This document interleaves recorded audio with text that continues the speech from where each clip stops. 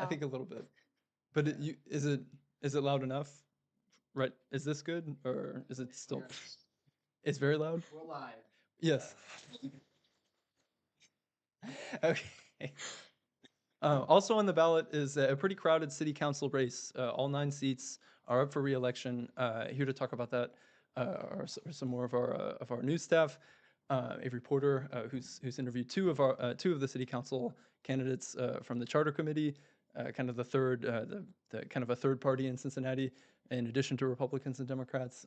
Audrey Zielinski, who's here to talk about more about public safety and the police chief debacle, and of course Avery Paget, who's reported on the city council race extensively for City Beat. So just looking at it as it stands now, Avery, maybe just to start, of the current city council, what is the makeup of the people who sit on there? What have they said as far as, arguing for re-election? What is their record? What are people considering when they think of the city council race?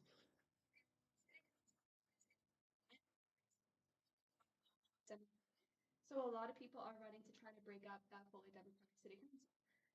One member of city council, Victoria Parks, is resigning, so there are 8 incumbents for this election, and then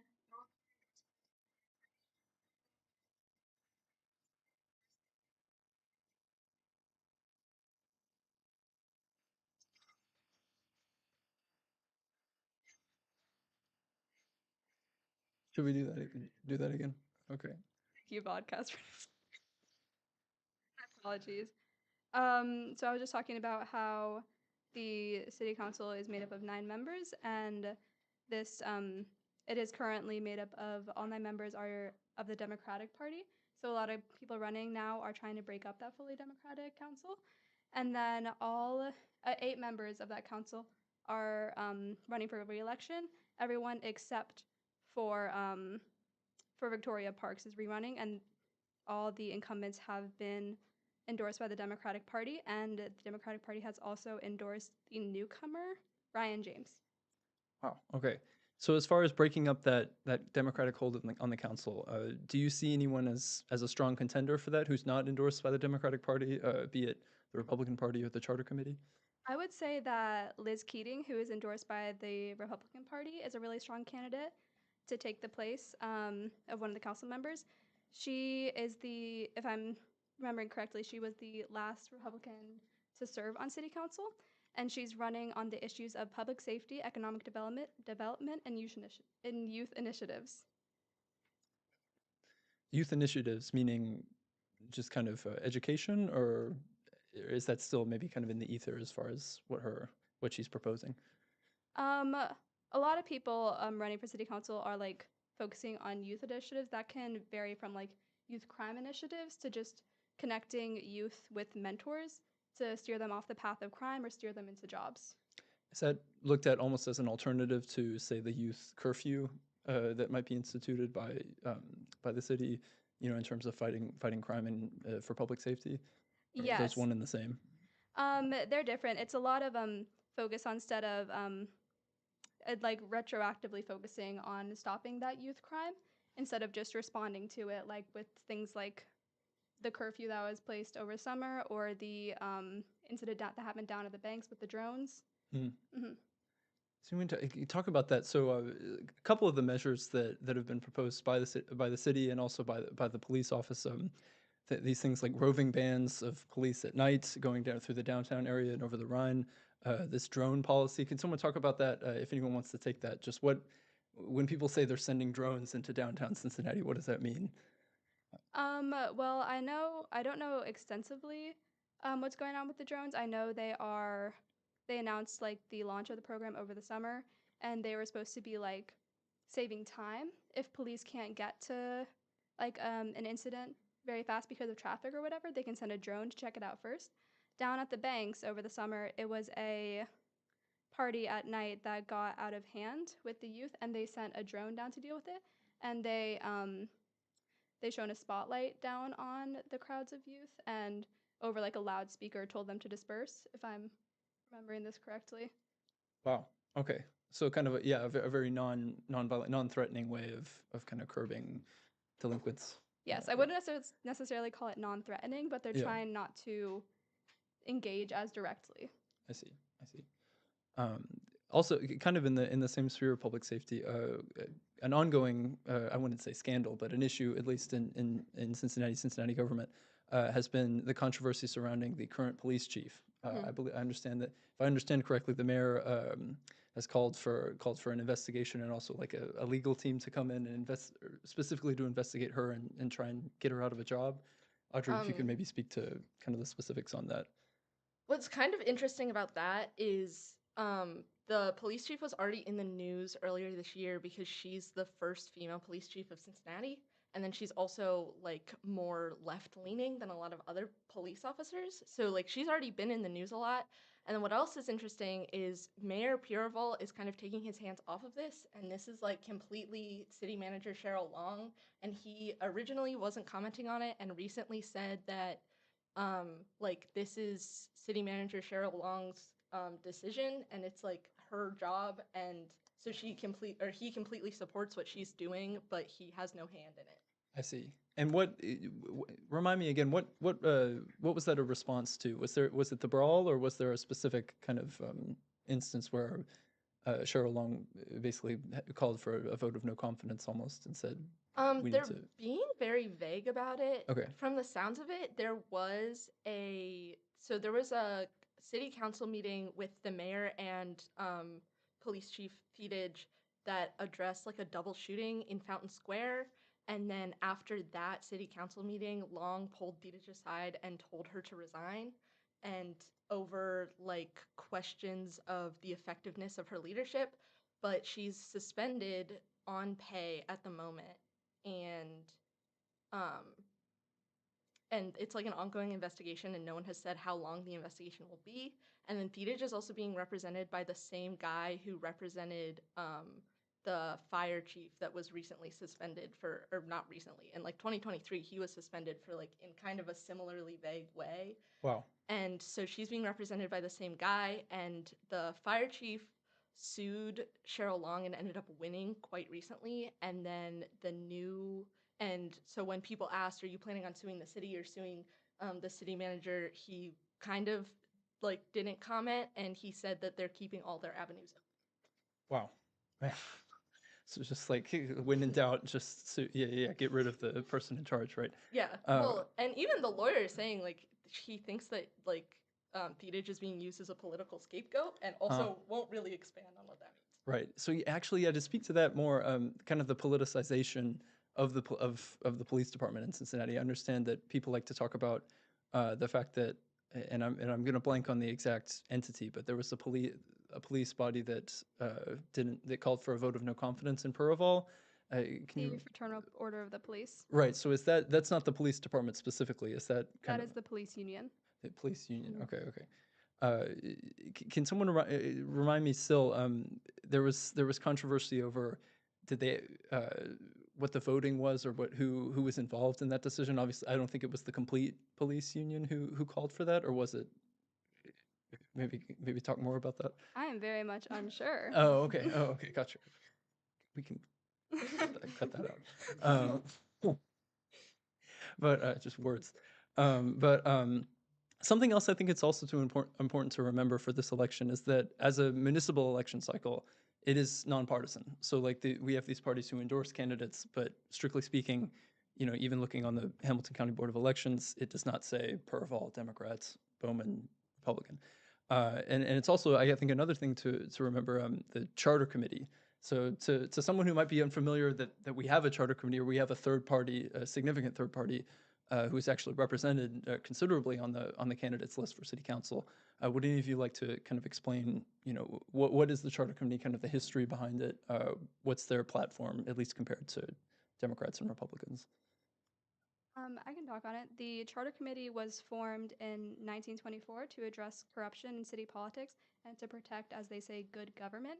There was a period of widespread corruption in city politics before that, and their main ideals for this election is they want city council to focus on basic city services, and they really want to break up the fully democratic city council.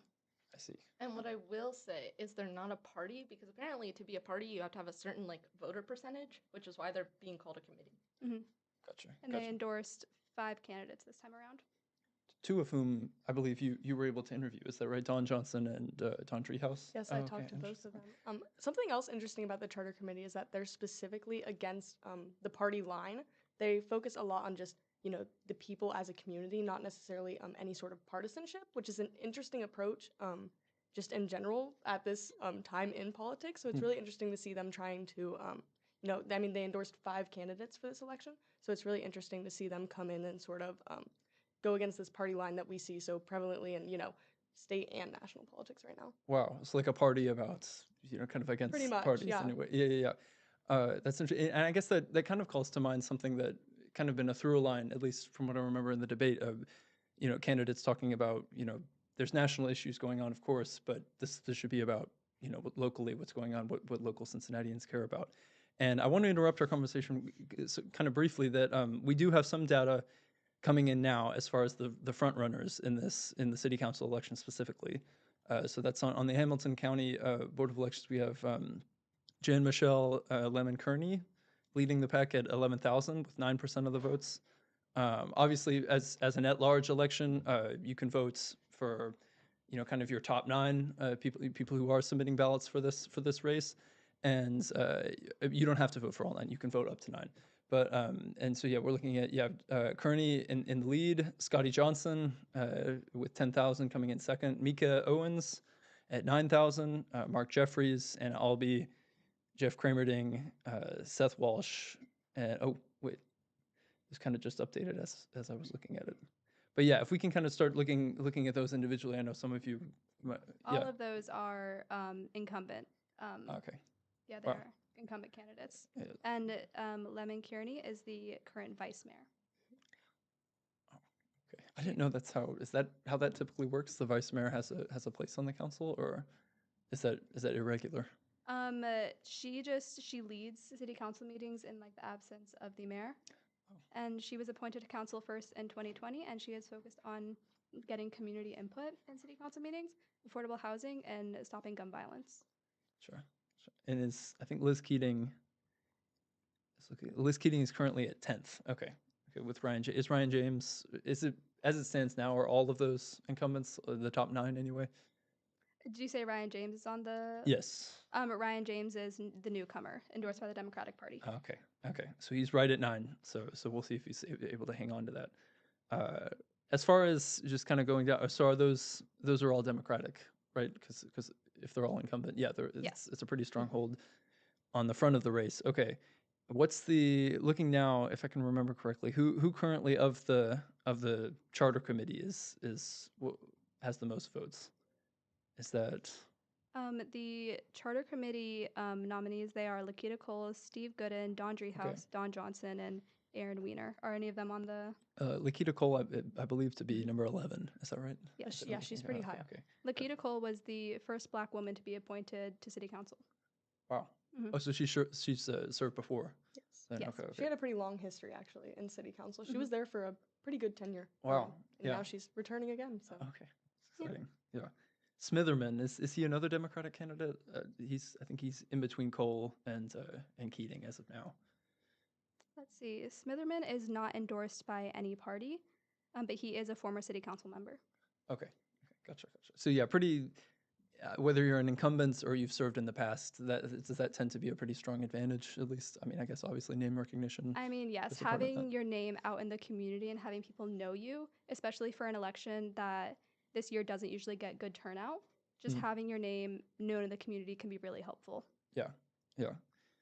And so I guess kind of to backtrack and then return, it looks like the two people you were able to talk to, Don Treehouse and where is Don Johnson? Okay. she's 2 under Don Treehouse. Gotcha. Okay. So what, in these actual conversations with some of the candidates, what would you say, I guess them both being of the charter committee, what were the issues that were kind of foremost in their minds when they were talking to you? Yeah, so actually after talking to both of them, it was really interesting because each of them gave off such a different energy and approach to this race, which I found interesting considering that they're both endorsed by the same committee. But talking to Dawn Johnson, she is, in her own words, she was sort of entering this race in that she had such influential experiences in 2024 that inspired her to immediately go for the city council run. she had a close family member incarcerated. She had a miscarriage, and then her nephew sadly passed away due to a gun violence accident. So, and she pretty much what she told me was that based on all these experiences, there was no support. She found no support in her community. When she went to the hospital, she felt that there was no one there for her. So that was sort of the basis of her platform, is that she wanted to expand these programs.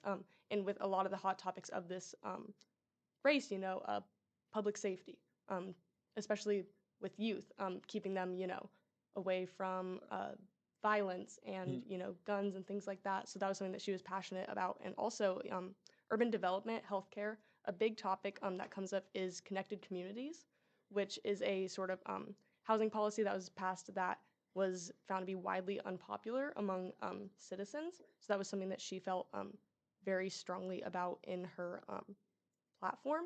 But then comparatively, talking to Don Dreyhouse, and he's actually a UC alum, so we talked a lot about how his life has been interweaved in Clifton and Yeah. this campus. To be fair, he's also a Xavier. He went to Xavier, He did. so What? You'd be surprised how many of these people go to UC and Xavier, and Oh wow. they like to be nice to UC when you talk to them see, as a got you. UC Yeah, yeah, student. yeah. They go, yeah, both and yeah.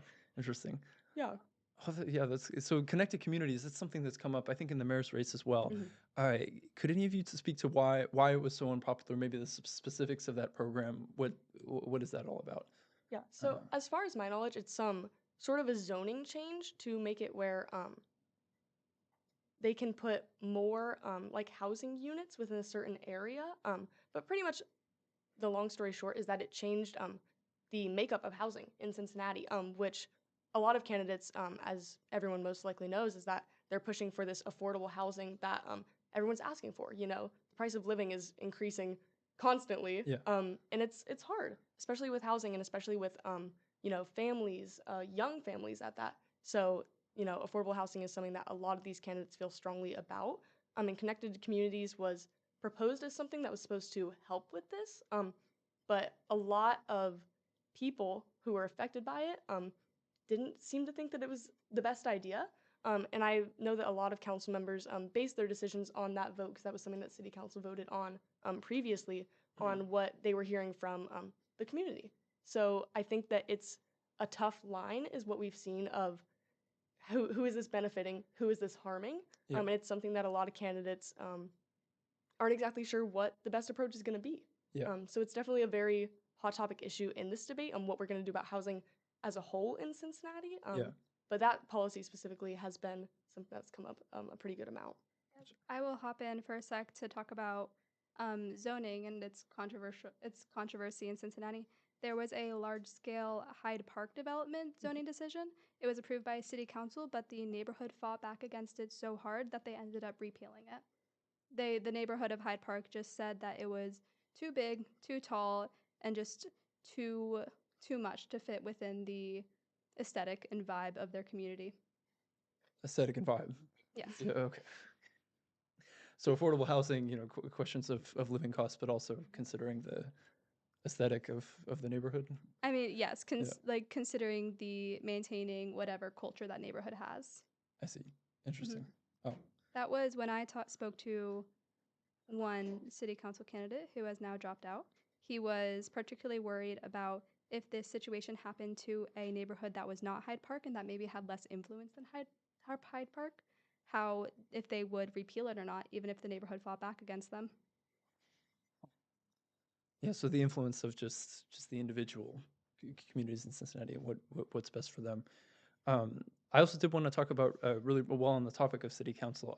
We did have one of the number sadly had to drop out just days before the election. One who you were actually able to talk to, I believe, right, Avery, for City Beat. Kevin Farmer was arrested just days ago for a break-in. Is that correct? Yes, he was arrested on charges of burglary and the violation of a restraining order. And this is not the first time that he's kind of maybe not that, but kind of legal issues have affected his campaign. Yes, the person that he was found in the home of, Rosemary Gillespie Henry. She is a candidate for Ohio's 1st congressional district. And in my interview with him, Kevin Farmer portrayed them as friends, but they have an interesting history with charges against each other. So back in Farmer was charged with assault and domestic violence against Henry, but those charges were dropped. And then Henry got the restraining order against him. And then Henry was arrested for allegedly pointing a gun at Farmer in September. And Farmer was running on transparency and public safety, ironically. Was he endorsed by a party? No, he was okay, not. okay, gotcha. A lone wolf. Right. Well, maybe not the election night he was anticipating, but I'm just checking it now to see if there's been any updates with the mayoral election. Okay, so kind of a slight jump for Bowman, I guess by 2%, if you want to call that a jump.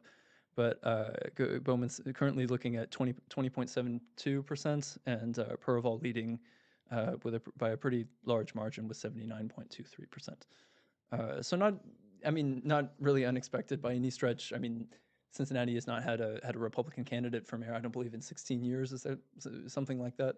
In And the general election, yes. wow, yeah, and also, I mean, a city that voted pretty heavily for Kamala Harris in the 2024 election, I believe by 77%, I think was by that, and yeah, so in kind of a blue stronghold, I don't know, would you all say that there was ever a hope that, and obviously the race is not over, but was there ever kind of was there ever a point at least where for Bowman's campaign it was looking like maybe it could be different this time? I think there's an interesting political scene happening in America right now with someone else mentioned the how people that do not have a political background are now running for political office, which Bowman is one of those people.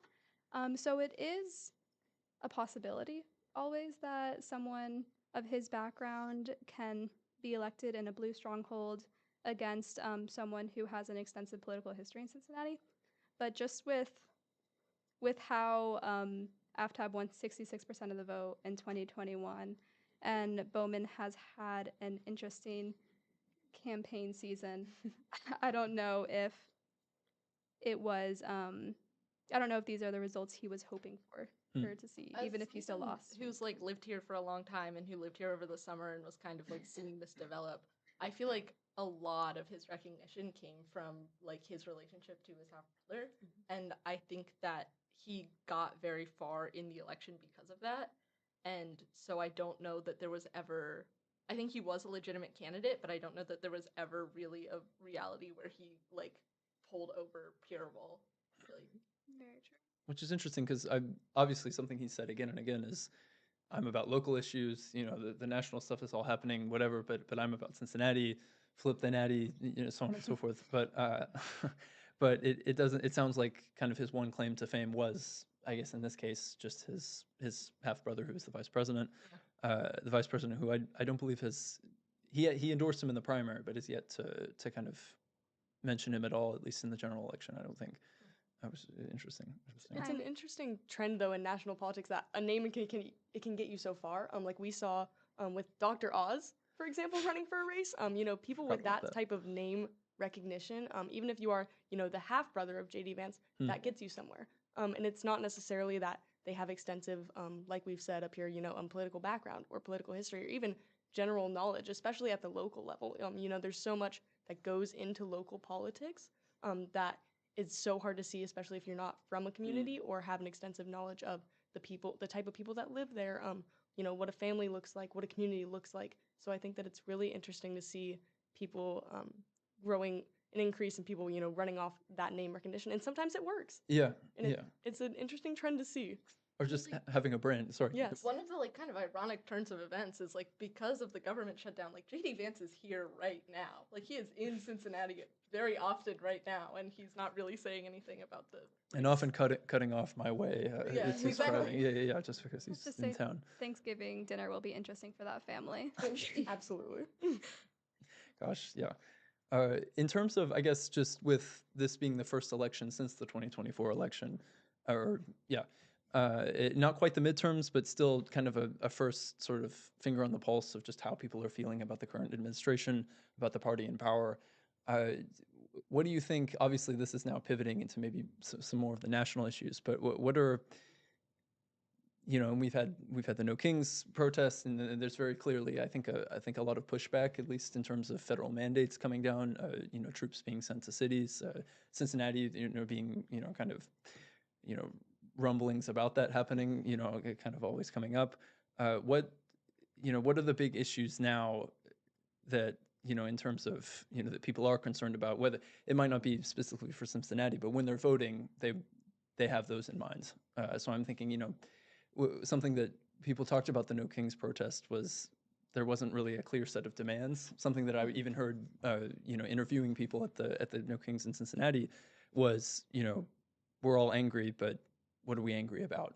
And so what would you say, at least in maybe some of the conversations you've had with friends or, in your family or something like that, but what are people frustrated about, and what are people maybe bringing to this election in a national context as opposed to just Cincinnati? I can hop in with, I think that one thing I've heard, not only from my friends, but you see on a local, state, national level, is that people are tired of the partisanship that we're seeing at every level of government. And I think that's why an election like this, where people aren't running based on party, is so crucial right now. Because, people are tired of having to agree with, one party or the other. Especially on the federal level, it seems like you said, everyone at the protests are mad, but everyone in a lot of federal government is mad. Nothing feels efficient. Nothing feels like it's going right in a lot of politicians' eyes, and as well as the eyes of the citizens. So I think that's something that people are really looking at, is trying to, have that bipartisan conversation and policy passed that, goes beyond those party lines. It's what we all want to see, what we think that our community needs as a whole. So I feel like one of the big things I've seen is that people don't want to just vote for a candidate because they're one party or the other. They want them to have a real platform with, real useful policies that they believe will better their community, whether they're, the red party, the blue party, whatever. The charter committee, The charter committee in this case. Right. That's fascinating, and certainly something that I think was brought to the forefront in the recent discussion by the two governors, by the Ohio governor and Kentucky governor, Mike DeWine and Andy Beshear at UC. This sense of kind of the favorability of bipartisanship, certainly within in a time of a government shutdown. I feel like that always comes back. Just this idea of the failures of the two-party system. Fascinating. Yeah, absolutely. Andy Bashir has been posting on his social medias extensively about how he wants to work across the aisle to get these issues solved, especially issues like SNAP benefits, which a lot of people in Cincinnati use. He's thinking that people, no matter who they vote for, they deserve food and they should get food. I also think that being on a college campus, we see how spread out all of the issues are. It's even just in the past month or the last couple of months, we've had anti-abortion, we've had sanctuary campus. You were just reporting on that. We've had SNAP issues. Mm-hmm. We've had the housing crisis. Housing is expensive and people have to live to go to college. And so I feel like living on the college campus, you can kind of see how spread out the national issues is. No one is able to pick one issue to focus on and fix. Wow. Even here, we're seeing that trickle down. Yeah.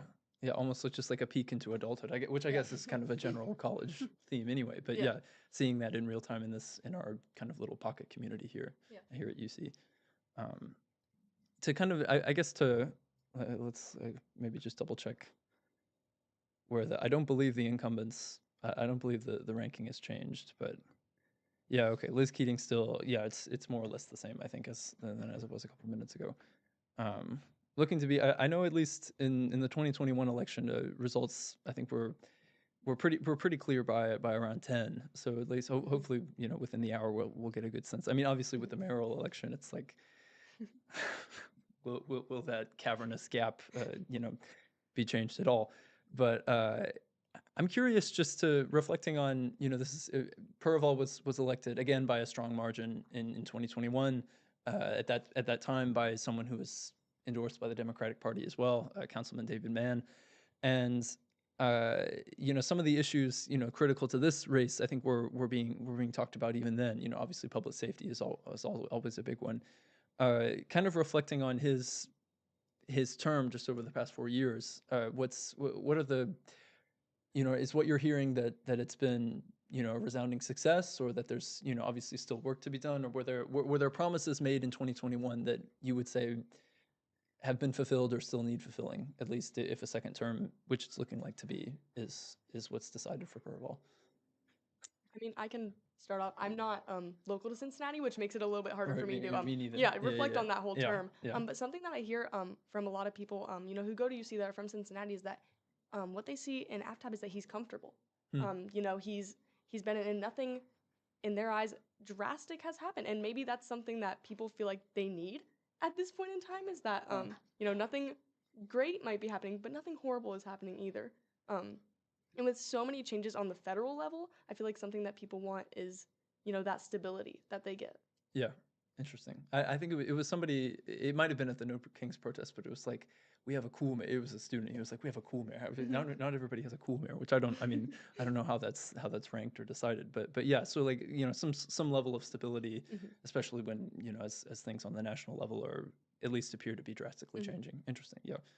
With crime rates in the past year, I know it's a big topic this year. Like we've had just very publicized crime. So violent crime is up downtown with a dramatic increase in aggravated assaults.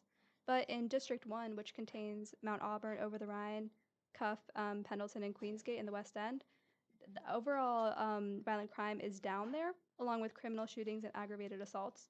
So we've just had a lot of like highly publicized crime. So he maybe not has been successful on like completely eradicating gun violence or violent crime, but it's not as awful as many people are portraying it. Yeah, We did, of course, have a couple high profile, like there was the stabbing over the Rhine over the summer. There were a couple of really high profile shootings and the brawl, of course. Right, right. So this, again, just like the politicization of statistics themselves, at least in terms of crime, just and how really, if you get into the weeds of it, by neighborhood, by crime type, these things are kind of fluctuating all the time. And obviously, again, I mean, we mentioned social media and the ability to just kind of just throw it in your face, I guess, just something so, shocking. And to really give, I'm sure, like, depending on your feed, you might see 4 or 5 just brazen acts or crimes just downtown, just show up. And yeah, I could definitely see how that, maybe for the, the passive, newsgoer or someone who reads the news, they might see someone say, well, it's down by 6% or something. I mean, I think there was, it was a Xavier professor, and forgive me for botching the quote, but he was like, "Well, my day drinking is down 6%, but I'm drinking all the time on my porch, right?" So I mean, it's location, I guess, can matter as well. So if it's again in the case of the brawl, if it's in downtown and you're just seeing this, it looks, especially when it's like the small camera and it's like chaos is enveloping the camera. Again, just like those are all like little sort of presentational factors that can influence how you I feel. think he's also focusing a lot on the youth, like a lot more than I ever felt like it was focused on when I was the Really, youth.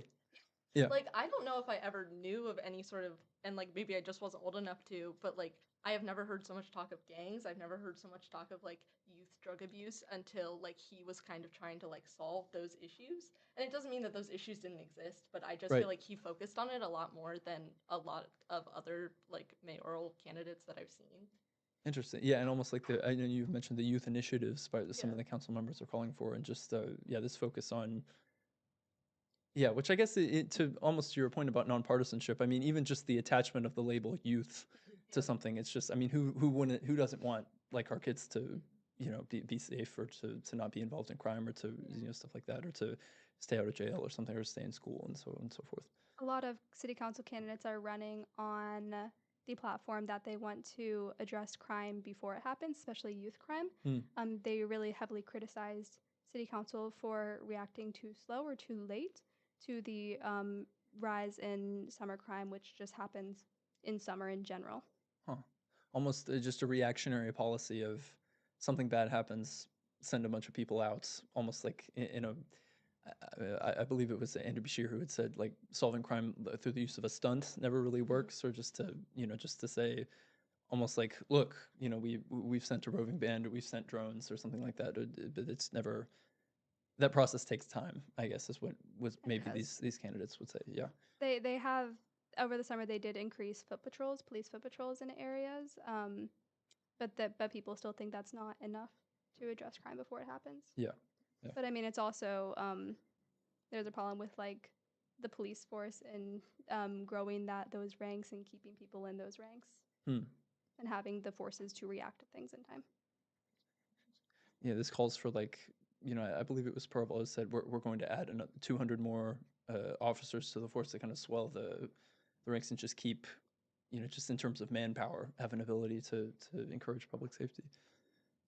Still nothing for the mayoral ones. I don't know if the city council looks about to be the same. Yeah. Still the incumbents, I think, are pretty strong. Yeah, or except for Ryan James is still he's a good 2% about ahead of Liz Keating. So interesting. Yeah.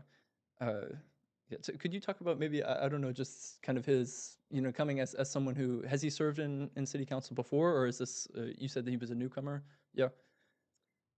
Yes. Ryan James would be he would be the youngest Black man ever elected if he was elected, and he said he's running on opportunity, access, and trust. So just opportunity and access to economic resources and housing. Hmm. Yes, but let me. Um, he was raised by a single mother, and he says he learned a lot through that. And he had experiences navigating houselessness, so he feels really connected to those issues and providing that economic safety net to families that he feels that have the same experience as he had when he was younger. Does part of that access and economic opportunity involve, has he come out with a position on connected communities or the Hyde Park zoning motion, for example, or is that not so much? If I had to guess, I don't know specifically, but just based on the incumbent support of connected communities, I would say he would probably match that support of connected communities, but he would, since the Hyde Park zoning issue was repealed eventually, he would, I'm pretty sure, say that Yeah. that was a mistake and that they should consult the community more before making any decisions of the like. Interesting. Okay. So looking pretty, and it was interesting. I was again just looking back to the 2021 election. At the time, I believe it was the lowest voter turnout recorded. I think about 24% at that point, and I think expected for this one 21%. So again, just really showing kind of the kind of lapse in votership, at least in terms of like hyper local elections, even citywide elections, I guess in this case. But I don't know, at least and I understand, at least definitely among our demographic, our votership tends to at least, I mean, I don't know. I mean, some of us, like me, for example, can't vote in Cincinnati, but also just, I don't know, so many things going on, or just not really a connectedness to what's going on, at least as a city. I mean, we definitely can, I feel like UC is a bit of a bubble in the sense that, civic I mean, I don't know, certainly for freshmen, I would say just, where you're in the dorm and you're just kind of confined to this kind of hamster wheel of buildings. What's have any of you sort of encountered those conversations of I'm a student, why should I vote, or is this important? Am I an important constituent? Do I have a horse in this race?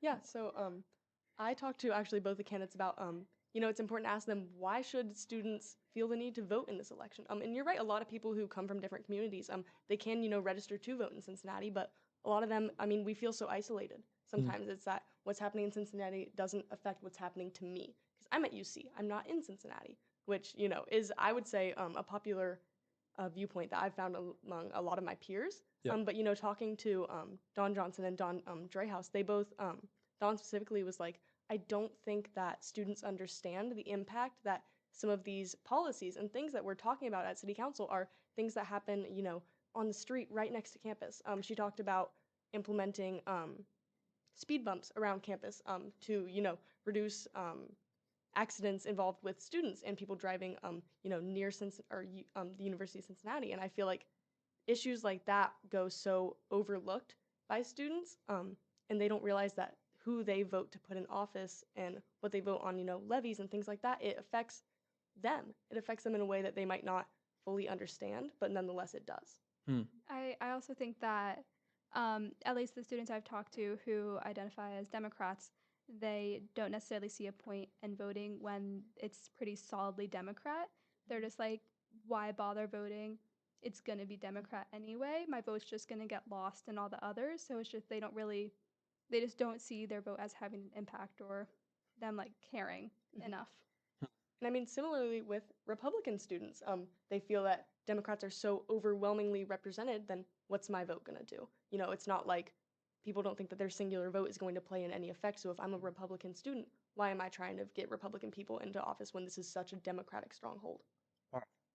And I guess almost as maybe a potential counterpoint to that, something that has been talked to specifically to races where the votership is so small is that it creates this almost volatility of, if a certain voter base is really motivated, they can really, they might not represent the, the desires of the whole or the opinions of the whole, but just the fact that they're so galvanized in a specific race, then it can really start to show. And he said that at least in terms of the city council race, we could really see something like that in terms of, I'm not exactly, obviously not, with the mayoral race, again, it's not to maybe speak to your point, but it is pretty established. Even now, again, just to reiterate, 79.23% for Perval, 20% for Bowman, which I guess in terms of, I mean, Bowman did get about, I think, 13% in the primary. So I mean, it's a 7 point or about yeah, thereabouts gain for him. But again, yeah, that's just I don't know how much that's going to shrink over the next hour. But and it looks to be that yeah, the city council is about the same. Still just yeah, that strong incumbent advantage. I Yeah. think I was really looking forward to seeing how the endorsement by the police union would affect this race because they endorsed Corey Bowman after giving AFTAB a vote of no confidence. So I was interested to see if that maybe would sway what I thought would happen at all. But so far, Yeah. I have not seen that impact. And as part of that too, and again, we talked about this a little with some of our reporters who were at the debate, but even when we sat down to say, okay, in preparation for this, we're going to say, okay, this is Perval's platform on housing infrastructure, this and this and this, and Bowman's, as a kind of counterpoint to it, it's not, aside from kind of the three big issues that I think his website leads with and his platform tends to lead with, I think it's money management, infrastructure, and public safety. Is that right? Something thereabouts. But it really doesn't. I don't know. At least in my kind of limited observation, he hasn't really expanded on that, which I think might have at least cost him some kind of, traction, at least as an outsider and as a Republican candidate in a Democratic city. But do you all feel that, again, just almost like being more specific or saying this is how, we're going to deshackle the police, I guess, to use his words, or to remove some of these measures? Do you feel that had he been perhaps more specific, he would have maybe it would have reflected positively for his campaign? I think like trouble that politicians run into like over and over again on like the national and local and whatever level is Hmm. if they're too specific and they can't do it, then people are angry. If they're not specific enough, then people are angry. So it's like I think being a politician is just a lot of like walking the line of like getting as many people to not be angry with you as possible. Wow, And I think it's just not. Yeah, yeah, right. I think it's just not very possible all the time. It's that lesser evil conversation that exactly. everyone has about politicians. Exactly. And I mean, you have to think they're trying to balance so much. You know, they're trying to get that bipartisan support. They're trying to get support from, every group that they can while maintaining, what's important to them, what's important to the party that they're endorsed by, especially a lot of them are endorsed by, like in Cincinnati's case, local Cincinnati, businesses and organizations and like the police union, things like that, they're endorsing you because they believe in what your platform is. So I think that it's such a fine line that they're trying to walk. And in some cases it works, and in other cases, it kind of blows up in their face. Yeah, yeah. What I would like to say about the voting is like you say that like why should college students vote for these things when it doesn't really affect them? But like if you look at a map of Cincinnati, there's like pockets of Cincinnati that aren't in the city and those people can't vote for Cincinnati. Like I don't live in the city, but I live a 2-minute walk from the city. So it's like the things that these people are voting on, I can't vote on them, but they still affect me. And Yeah. like people in my community are still putting up like Cincinnati like mayoral signs and things like that. So I think it's even like a bigger conversation in like maybe this city specifically, and maybe this is how a lot of other cities are, that it's like you are voting not just for you, but you're also voting for a ton of communities that can't vote for themselves. Wow. Yeah. Speak to that. Where exactly would the? Could you describe that a little bit? Just these pockets of Like, that are. I know that, like, so I think this also kind of has to do with the, like, Hyde Park zoning. I think maybe part of the reason they didn't like the zoning was because Cincinnati is very, very big into, like, its historical, like, preservation. And I know a lot of communities are really into their historical preservation. So, like, I know I live in a village and we don't want to be a part of the city. Like, my Wow. village's council doesn't want to be part of the city because we are a village and we have historically been a village and we don't want to change that. And so, like, I just know that there's a lot of different little communities that are like that still end up getting affected by, like, Cincinnati policies. And also, like, I know that the police, like the Cincinnati police, end up, like, patrolling in my village a lot. So it's just like there are people outside of the city that are, like, still being heavily affected by this race. That's true. Talking about like individual identities of communities and neighborhoods, a lot of people that are campaigning for city council, they have previously been on those community council boards, and they're very much pushing that they will like represent all the neighborhoods of Cincinnati and give them a seat at the table, which they don't think has been happening. They don't think that all the communities have been represented equally among city council. With Hyde Park having to fight back, and with the worry that if that happened to someone else, that they wouldn't be able to fight back. So a lot of people have just been wanting this, like every single neighborhood to have their unique identity protected and respected in And city council. you'll even notice that, like, when you're reading articles about these people, it'll often say, like, if they graduated from UC, it'll say it's they're a UC alum. But then also, if they graduated from a Cincinnati high school, it'll say Yes. that because people are just really, really Yeah. proud of, like, their little pockets of community here. That's just, like, part of the identity. That's true. When I talked to Don House, he was like, oh yeah, I worked at the Red Stadium, and then I worked down by the river, and then I worked all over the city. He's very proud of his identity with Cincinnati. Can you? Is that possible to connect that just to almost as an explainer for why there are so many candidates? Just because even within the city, there's just so many, like you said, pockets of identity or communities that feel like, maybe we should have somebody in there, or we should send someone to represent us specifically. Potentially, I also think that, like, there's, like, a distinction between, like, East Side and West Side. And so, like, because, like, you'll see that too, like, when you're reading, like, these things about these people, it's like, oh, they're from the West Side, they're focused on the West Side, and it's like, instead of, like, the entire city. I don't know. It's Wow. What's specifically West Side? What would you say are like the biggest? Is it just like in the name, or how does that, or exactly, location? I'm not exactly sure. I think people are just, like, really, really Yeah. proud of Yeah. their city. Huh. Huh. Or I even know. just their little corner of it. Yep. I've seen that like colloquially thrown around where someone's like, "Oh well, which side are you from?" Yeah. Or like, and they get passionate about it. Even in these small conversations, and I think that part of why people candidates when they're on their on their websites or on their social medias, they're saying representing all 52 communities because every community, you're right, Wow. wants like a Yeah. piece of that pie. Huh. And when there's such I mean even west east, it's like there's partisanship there. Like people are there's divides that you wouldn't think exist. So I feel like I would say that the diversity of the communities in Cincinnati do contribute to how many candidates we have because they're each, trying to get the support of however many of those communities that they think they can represent. Not every community thinks that each candidate's going to represent, their town the way that someone else's is going to. So I think that I would say, in my opinion, it definitely does play into how many people we have vying. But Yeah. as we've seen, the incumbents do indeed have that Right. Even now, that I think advantage. another batch came in, but it's no one's moved. But I mean, talking about a council that's representative of Cincinnati, I know a lot of people were pretty mad last year when the council switched from a black majority to a white majority with the replacement of Evan Nolan for Reggie Harris, who was the first openly gay black man to serve on Cincinnati City Council, and Nolan, who is a straight white man. oh, interesting. And I saw I don't remember exactly who it was who said it in one of the articles I read, but they said that Evan Nolan's spot is definitely one that might see some vulnerability in this Yes. race because of I Because guess Yeah. he was attribute some appointed sort and of not that. elected. Exactly. So it So was interesting to see what the people would do when it was put to a vote and not just Mika Owens deciding who was the Mhm. best fit.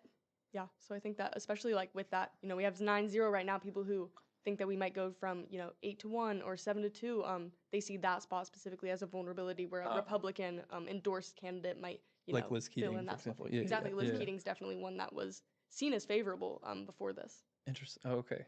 Yeah, I'd be really interested, at least just as things keep going. It looks to be that, again, she's like just right on the cusp. She's at number 10. Mhm. Evan Nolan is still, I think, number 7 overall Mhm. right now, so still hanging on. But yeah, just some questions of, am I really represented? But especially when someone's just put in there. Yeah, yeah.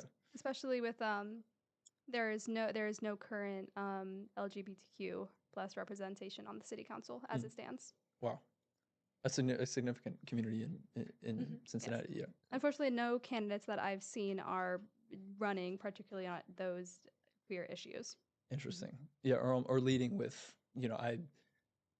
this community is in Cincinnati. I'm going to stand for them. Interesting. Yeah. Huh. And I feel like that kind of goes into, what topics are comfortable to throw onto your platform. You have so many people who are interested in, like we've said, public safety, youth initiatives.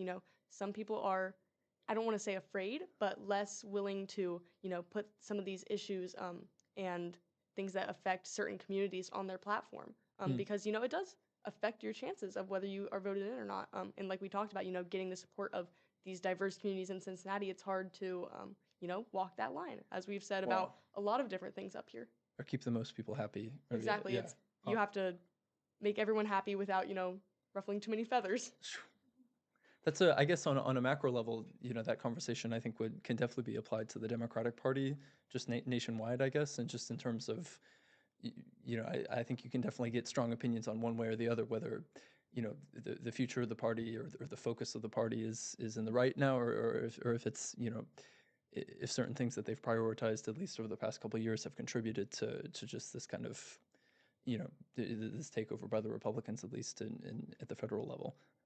What would you say to, in terms of, again, just keeping that, obviously in Cincinnati, it's not so much of a pressing issue, but nationally, what, in terms of the future of the Democratic Party and how it's kind of, is it shifting its message, or is it, starting to, again, to reach out to specific issues in terms of like working families, or just to keep it, focused on, in terms of like, am I able to pay for my healthcare? Am I able to pay, just very issues like that. Is it changing, or is it staying the same? Like reactive. I feel like it's a lot of like the Republican Party is kind of like making claims, and then the Democratic Party is like reacting to that instead of like standing on like their own platform. Not that they're not standing on their own platform. It's like they're on defense. Yeah, it's like Mhm. they're on defense. Especially with the government shutdown and each side just refusing to Mhm. yield, Hmm. despite all of their constituents begging. Mhm. Another, and I guess to maybe see kind of the forefront of that conversation, a concurrent election going on today is of course the New York mayoral race, which I don't believe we've looked at the moment, but it looks to be yeah, pretty.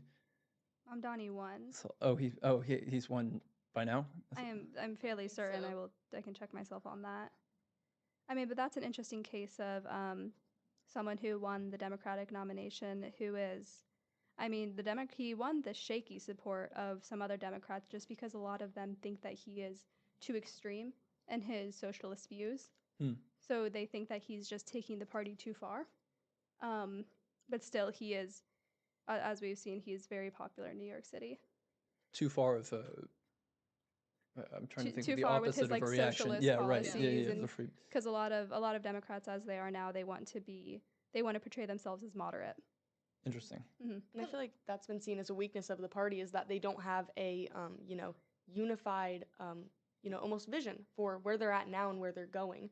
Because you have some Democrats, like some people who are becoming very influential figures, like AOC. She doesn't have the support of a lot of the Democratic Party because she is seen as too, Hmm. sometimes as too much. Too leaning one way, or some candidates are seen as too trying to walk the middle line between the parties. So I feel like that has been something that I've seen as talked about as a major weakness of the parties, that they don't have that united front that they might need to take back some of these majorities that they're lacking. And I think that also speaks to like the divide of like the national like official Democratic Party and then like people who are registered Democrats. Because it's like I feel like the people want Mamdani. Like they want us like a socialist mayor who is standing on a position and says that he has plans, Yeah. whereas like the Democratic Party is kind of scared like what you were Mhm. saying. Almost bringing to mind just in the various campaigns by Bernie Sanders and just this interest of like, oh, it's too much, that's we need someone more of a middle ground candidate to at least potentially draw Republican voters, and this socialism stuff is too much of them. But it seems, I mean, by all accounts, I mean, he has won that race. I mean, Mamdani will be mayor, so that's it's an interesting to see almost. From the New York Times about 3 minutes ago, it looks like Mandami has won the last two batches of votes reported. And if that pattern holds, then Cuomo won't be able to overtake him, but it's tightened a bit. I see. So no official results yet. Okay, maybe the Hill might be jumping the gun a little bit, I guess. But okay, interesting. Wow. Yeah, yeah. So questions of reactionary versus, I guess, in Mamdani's case, a really a strong position and a kind of a proactive policy. And it's interesting to see because, he was, I think he had some sort of rally or event with AOC and both with their, Bernie Sanders. So it's interesting to see that, he's taking this lead at the moment. And he's endorsed by some of these candidates, or I guess politicians who people have said are, too far one way. So I think that if Mamdani can pull off this win, it's going to be a really interesting event for the Democratic Party. Because I think it will definitely cause some reconsideration of, what is our vision? Because if we as a party, can pull something like this off, well, he might not represent the vision of the party as a whole. Or I of the think now nation. exactly, but now I think that they can sort of reassess and think, what does this victory mean for us if he does pull off? I mean, but what it's projected. New York City compared to the True. rest of the U.S., much of which is very rural and very moderate, and that would just people who, when they hear the word socialist, they just flinch back.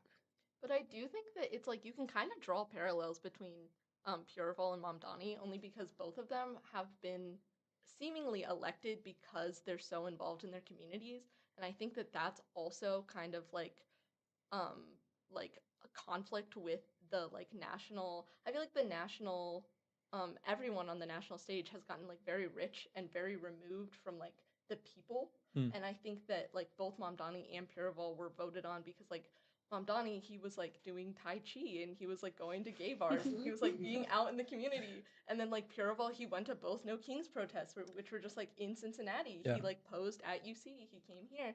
And so it's like people want people who are in the community. And I think that we're no longer seeing that on the national level. As opposed to, I guess, in terms of like, political dynasties, say Andrew Cuomo, or even, I guess, by extension, someone like Robert Kennedy, I guess, or to maybe choose some kind of a historical example. But yeah, so people who are very, I mean, again, yeah, I think you're spot on in terms of the comparison. I mean, Mamdani was a councilman, Puraval was the clerk of courts of Cincinnati, so it's just a really grounded presence in the community and a record to run off, I guess, in this case. Yeah. I will jump in. It looks like I'm looking at the polls for the New Jersey and the Virginia governor's races, and it looks like Democrats will take both those races, Wow. Wow. which is a pretty telling sign of the public attitude towards the party that currently holds the White House. Interesting. See, so yeah, again, just like a to look at just national attitudes towards it's been a year of the second Trump administration, almost like a prelude to the midterms in a sense, I guess. Would you characterize it that way? Well, these two races I'm identifying in particular just because they are the only two gubernatorial races, which means just related to the office of the state governor. So as being like the only governor race in the entire country happening in the year after an election year, a presidential election year, it's just very telling of how the public views the White House and their policies and how they've been doing. And I think in history, they usually vote opposite of whatever party holds the White House. They're like, oh, let's pick the other. We don't like what they're doing. Yeah, pivot, it's either one or both to do that. I think consistently. Interesting. Yeah. Is there a way to, and again, I mean, obviously multiple issues and factors might play into this, but specifically to Virginia, and it was in New Jersey as well that you said? Yes. is this kind of pivot, is that in response to any specific action by the Trump administration? I'm thinking whether it's, ICE raids or mass deportations or I think in Virginia, a debated topic among those candidates was the Big Beautiful Bill from the Trump administration and federal layoffs and the layoffs related to the federal industries. Yeah, so that was a very contended topic there. And with the New Jersey governor, the one thing I can say is that the Republican candidate for that, he had narrowly lost in 2021 to the Democratic governor that was elected that year. So I don't know. It's just pretty interesting to watch how people react and how someone that was so close can just Yeah. like even if their party holds the White House, how public opinion can just shift so quickly. And these were highly funded races too. I mean, they were receiving like a lot of like external focus, I guess, at least, but it was Yes. certainly a priority for both parties. Yeah, I mean, with a lot of races happening this year, I think everyone's sort of just thinking that like the Trump administration's like big brother, kind of like watching over them Oh, and wow. like trying to influence who wins, and especially with midterm elections next year, they just really want to maintain that stronghold. Yeah. But I guess in the case of New Jersey, I mean, I'm looking here, it's like 56% to 42. I mean, a pretty wide margin, at least in favor of Mikey Sherrill for governor. Am I looking at the right one? Yeah. Yes, yes, Yeah.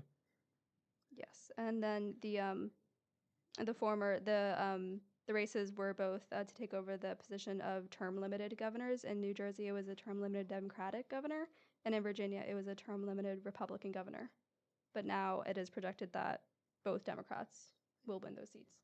Term limited meaning, could you maybe clarify that for someone who might be watching? What all governors have term limits in general, right? Is that correct? Or, Yes. yeah. Governor's terms, I'm not sure if that's the same across the nation, but isn't it you can get 2 terms I of believe so. governor? Yeah, Yeah. 4 years. Yeah. Similar to the to the presidential office. Yes. Okay, gotcha.